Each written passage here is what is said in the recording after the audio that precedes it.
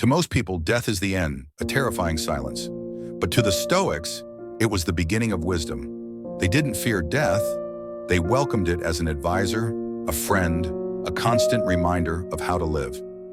Hello, friend. Today, let us speak of what many avoid, mortality, not in fear but in freedom. Because the Stoics, those ancient seekers of inner peace, understood something profound. To embrace death is to embrace life fully. You see, while others ran from the thought of dying, the Stoics turned toward it. They whispered, "Memento mori," remember you must die, not as a curse, but as a compass. Marcus Aurelius, Emperor of Rome, wrote in his private journal, "Do not act as if you were going to live 10,000 years. Death hangs over you. While you live, while it is in your power, be good." That's not fear, that's clarity. When you face death with open eyes, you stop pretending that time is unlimited. You stop living halfway. You stop postponing joy, forgiveness, truth.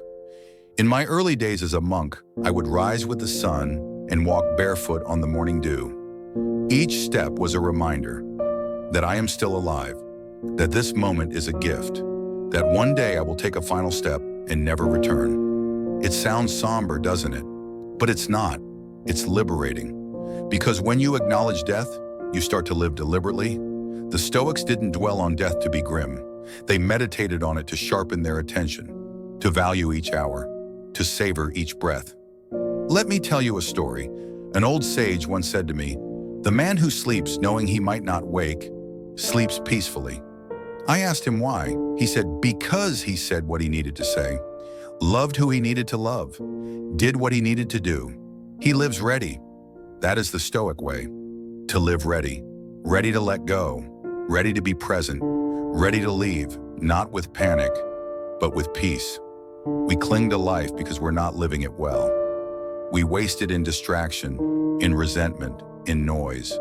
But when you embrace mortality, you strip life down to what matters most: truth, love, presence, purpose. So I ask you, dear soul, are you living as though you were immortal? Or are you living as though every moment is your last chance to be who you truly are? The Stoics embraced mortality not to die well, but to live wisely. So today, say what matters. Love with honesty, breathe deeply, and live, not forever, but fully. Because death is coming, and that is what makes life so sacred. Memento mori. Remember death, and remember to live.